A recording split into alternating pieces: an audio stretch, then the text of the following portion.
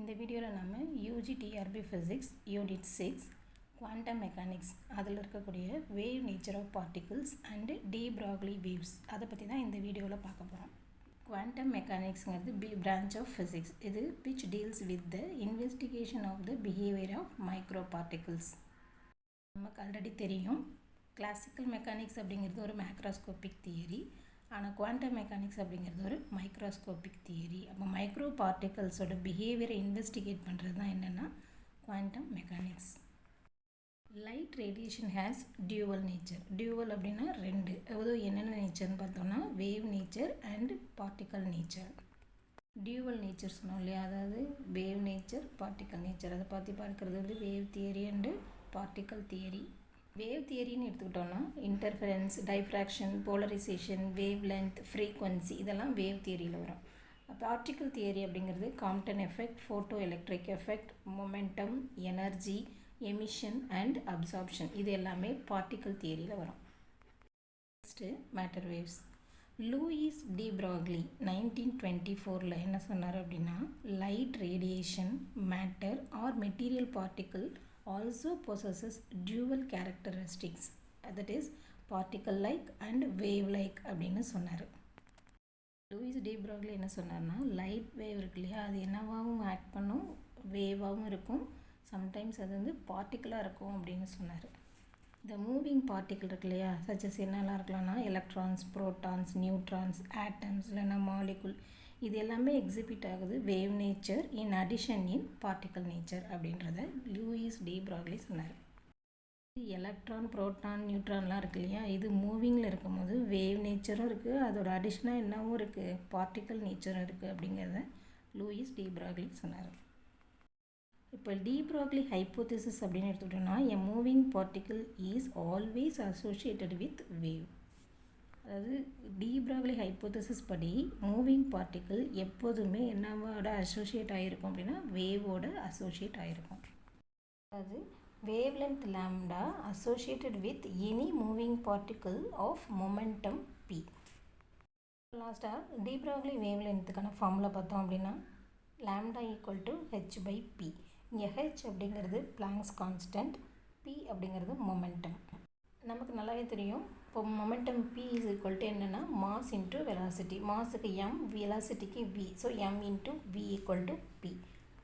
இப்போ ஃபார்முலா பார்த்தீங்கன்னா lambda is equal to H by MV. இதுதான் நம்ம என்ன சொல்கிறோம்னா de Broglie wavelength. Lambda equal to H by MV, இது ஒரு important formula. H is equal to lambda by P was verified by experiment involving the diffraction of electrons by crystals. இப்போ இந்த D Broglie wave length வந்து இப்படி நம்ம drive பண்ணலாம். அதாவது momentum P equal to நமக்கு என்ன ஃபார்முலானா H nu by C. H nu by C இருக்கு இல்லையா, இதில் சி அப்படிங்கிறது வெலாசிட்டி ஆஃப் லைட். இதோட வேல்யூ நமக்கு தெரியும், C equal to 3 × 10⁸ metre per second. H அப்படிங்கிறது பிளாங்க்ஸ் கான்ஸ்டன்ட், இதோட கான்ஸ்டன்ட் வேல்யூ தான். H equal to 6.624 × 10⁻34 joule second. Frequency nu is equal to C by லாம்டாங்கிற ஃபார்முலா நமக்கு தெரியும். இப்போ இதுலேருந்து நம்ம லாம்டா கண்டுபிடிக்கலாமா? அப்போ 1 by lambda equal to nu by C. அப்போது மொமெண்டம் பி ஈக்குவல் டு நமக்கு என்ன இருக்குது, H nu by C.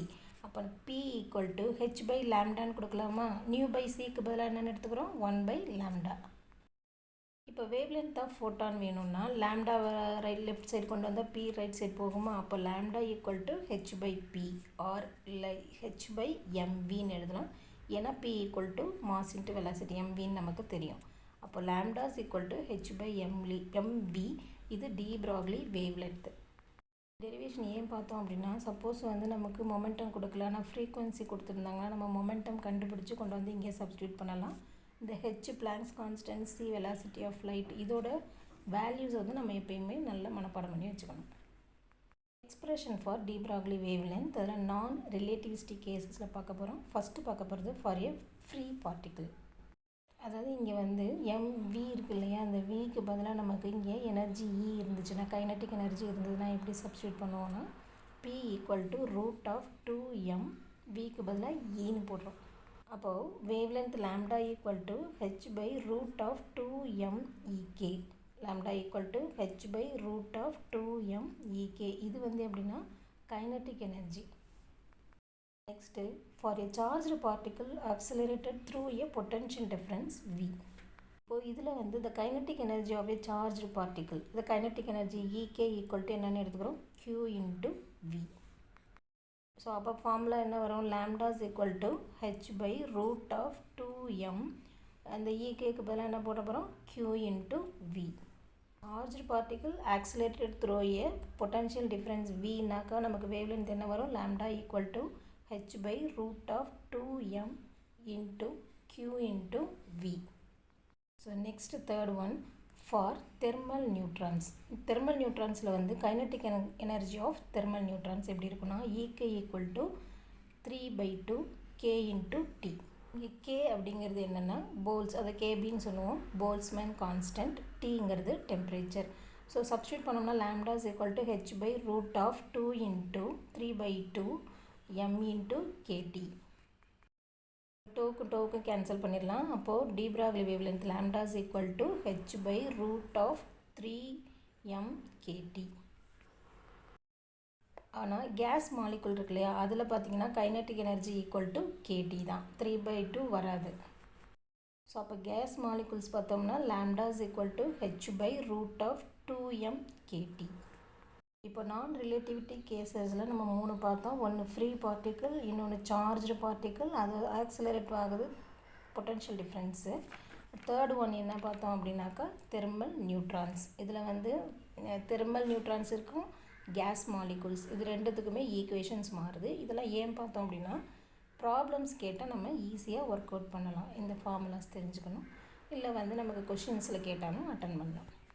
So இந்த நான் ரிலேட்டிவிட்டி எக்ஸ்பிரஷன் இருக்கு இல்லையா, ஸோ இதை ஒன்று சப்ஸ்டியூட் பண்ணி பார்க்கலாம். de Broglie wavelength associated with the electron associated through potential difference.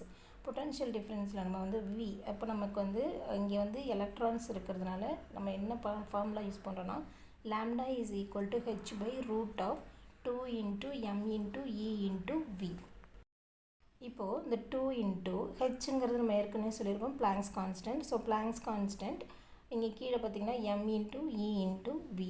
இப்போ இதில் m அப்படிங்கிறது mass of electron. Mass of electron நமக்கு வந்து கான்ஸ்டன்ட் வேல்யூ தான் 9.1 into 10 power minus 31 kg m.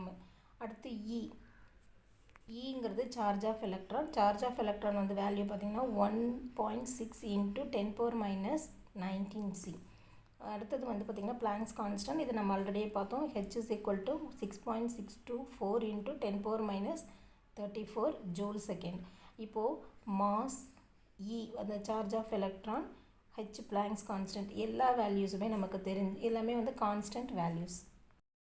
இப்போ இந்த வேல்யூஸை நம்ம சப்ஸ்டியூட் பண்ணால் நமக்கு என்ன கிடைக்கும் அப்படின்னாக்கா lambda equal to, அதாவது v மட்டும்தான் நமக்கு தெரியாது, h by root of 2 into m into e, இந்த எல்லா வேல்யூ நம்ம சப்ஸ்டியூட் பண்ணி வச்சுக்கலாம். இப்போ lambda equal to இந்த வேல்யூஸ் கொடுத்தோம் அப்படின்னா நமக்கு தெரியாத ஒன்று வந்து v மட்டும்தான். அப்போ 12.28 by root v ஆம்ஸ்ட்ராங், அதாவது இன்ட்டு 10 power minus 10ன்னு வரும். நம்ம அதுக்கு பதிலாக என்ன கொடுத்துக்கலாம், Armstrong. lambda equal to 12.28 by root v Armstrong. So இது வந்து very very important formula. So இந்த ஃபார்முலாவில் நம்ம சப்ஸ்டியூட் பண்ணி இப்போ v மட்டும் தெரிஞ்சதுன்னா இந்த வேல்யூஸும் நம்ம ஈஸியாக ப்ராப்ளம்ஸில் ஒர்க் அவுட் பண்ணிக்கலாம். இப்போ நம்ம பார்த்த ஃபார்முலா வந்து நான் ரிலேட்டிவிஸ்டிக் எக்ஸ்பிரஷன். அடுத்து நம்ம பார்க்க போகிறது ரிலேட்டிவிஸ்டிக் எக்ஸ்பிரஷன்.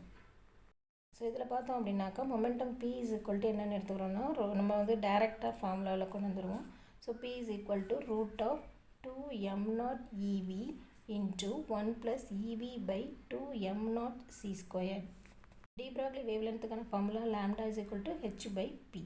அப்போ வந்து pக்கு பதிலாக இந்த வேல்யூ கொடுக்க போகிறோம். ஸோ lambda equal to நமக்கு இந்த h by p இங்கே இருக்கு இல்லையா, root of 2me, இது வரைக்கும் இருக்க வேல்யூ வந்து நம்ம வந்து என்ன சொல்லியிருக்கோம், 12.28. அப்போ lambda is equal to 12.28 by root of v into 1 plus ev by 2m0 c squared into 10 power minus 10.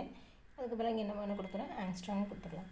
இது வரைக்கும் நம்ம வேவ் நேச்சர் ஆஃப் லைட்டு அதை பற்றி பார்த்தோம். அதுக்கடுத்து மேட்டர் வேவ்ஸ், அதில் de Broglie வேவ்ஸில் வந்து நம்ம ரிலேட்டிவிஸ்டிக் நான் ரிலேட்டிவிஸ்டிக் மோஷன் எல்லாமே எக்ஸ்பிரஷன் எல்லாமே பார்த்தோம். நெக்ஸ்ட் நம்ம இந்த de Broglie wavelength இருக்கு இல்லையா, இதோட ப்ராப்பர்ட்டிஸ் என்ன அப்படிங்கிறத பார்ப்போம்.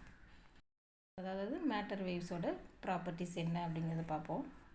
If the velocity of the particle is smaller, then the lambda associated with the particle is longer. Next point, if the mass of the particle is small, then the lambda associated with that particle is longer.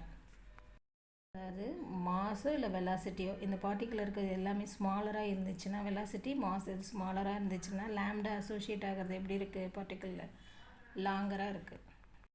Next, velocity of de Broglie waves is not constant since it depends on the velocity of the material particle. Next, these waves do not depend on the charge of the particle.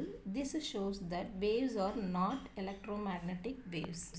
Waves வந்து என்ன depend பண்ணிடல அப்படின்னாக்கா, charge அந்த particular depend பண்ணிடல. இது எதை காட்டுது அப்படின்னாக்கா, இந்த waves வந்து எலக்ட்ரோ மேக்னெட்டிக் வேவ்ஸ் இல்லை அப்படிங்கிறது சொல்லுது. நெக்ஸ்ட் ப்ராப்பர்ட்டி பார்த்தீங்கன்னா, they can travel through vacuum and do not required any material medium. வேக்யூமில் ட்ராவல் பண்ணும், ஆனால் என்ன தேவையில்லை, ஒரு மெட்டீரியல் மீடியம் தேவையில்லை. Next property, they exhibit diffraction phenomena not any other waves. இதில் டைஃப்ராக்ஷன் ஃபினாமினாவும் நடக்கும். ஸோ இதே மெட்டீரியலை அப்படியே நான் டெலகிராம் சேனல்லையும் போஸ்ட் பண்ணியிருக்கிறோம். இப்போ உங்களுக்கு படிக்கணுன்னா இதை அப்படியே நீங்கள் வந்து டெலகிராம் சேனலில் போயும் படிச்சுக்கலாம். தேங்க்யூ.